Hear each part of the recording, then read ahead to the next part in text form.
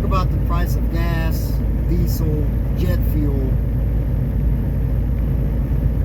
and why it's so high right now. And I'm going to tell you, as someone, as someone who's hauled gas, diesel for a company that had their own gas stations, I can tell you right now that what we're experiencing at this moment, all around the world, not just here in the United States, but all around the world, is not the fault of the oil companies per se, but the fault of government. Now, first let me explain how this stuff is priced. The fuel terminals, not necessarily the oil companies or even the gas stations per se, the fuel terminals are the ones who set the price for that day. So when you go pick up a load of fuel, you're picking up, it may be a different price today than it was yesterday. It may even change during the day. It's a commodity. Oil is a commodity, just like anything else. We don't like to hear that because we need it, much like food. It's a commodity. It's a supply and demand commodity, just like anything else. Also, the further you live from an oil terminal, or I'm sorry, from a fuel terminal, depends on what you pay for gas. I live 85 miles from the fuel terminal in Amarillo, Texas.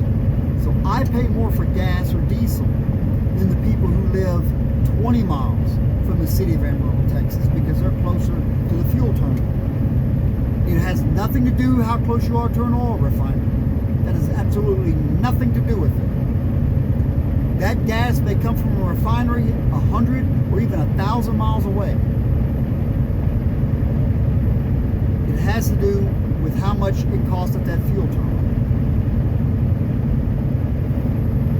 So what we have here is government interference that is causing the price of gas, diesel, jet fuel, kerosene, natural gas, things like that to go up.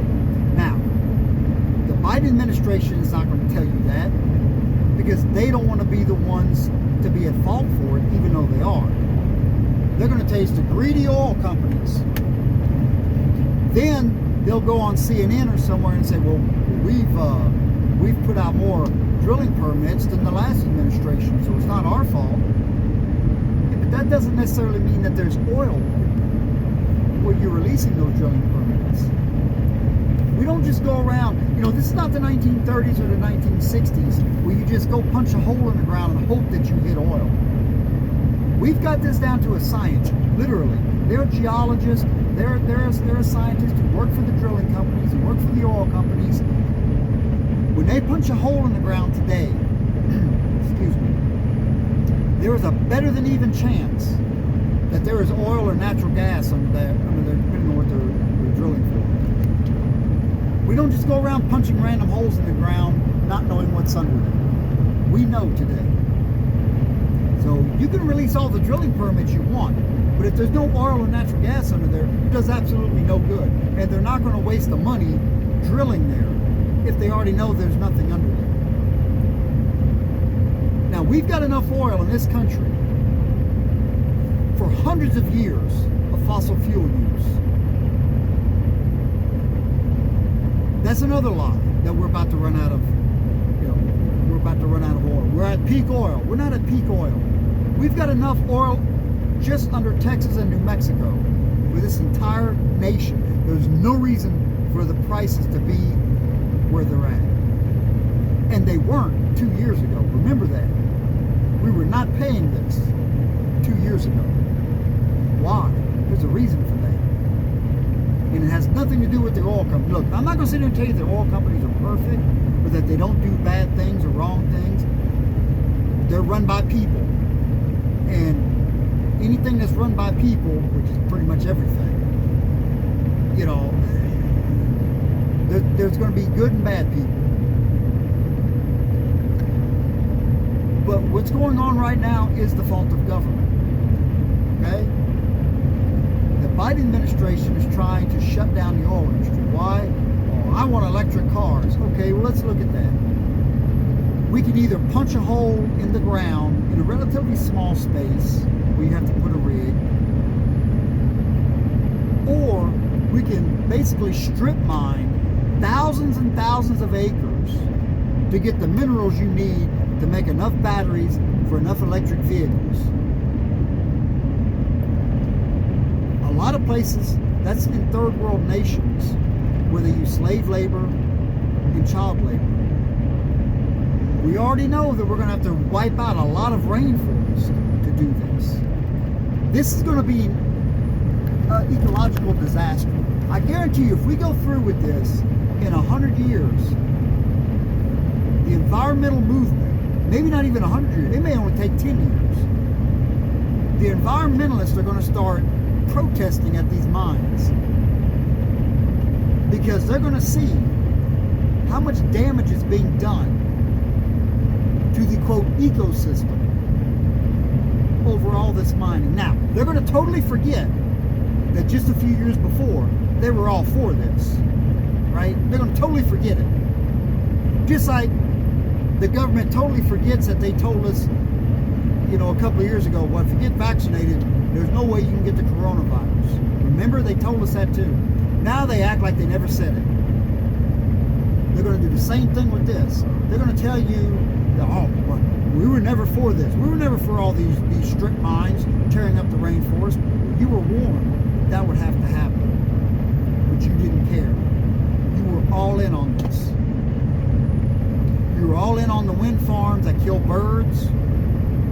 You were all in on these mines that are destroying the ecosystems that y'all love so much.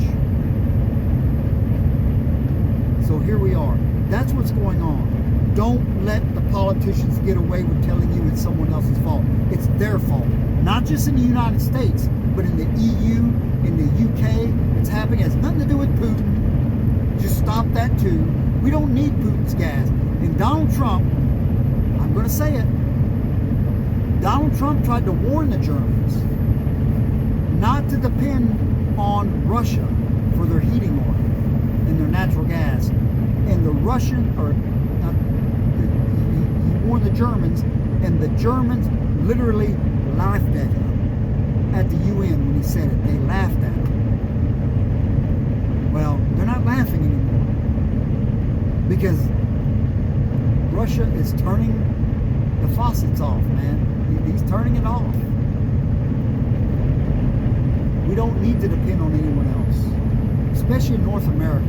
In the United States, Canada, we have enough, right? We have the Barnett in Pennsylvania. We have the Permian Basin in Texas and New Mexico. We have the Bakken oil fields in the Dakotas up into Canada. We have Alaska, right off the coast of California. There used to be oil rigs off the coast of California. They're gone now. Gavin Newsom made sure of that. Those were a lot of good, high-paying jobs. So anyway, that's my rant about that. Just like food prices, this is all organic, or this is not organic. This is from government. Don't let them get away with telling you any different. Anyway, that's my rant for today.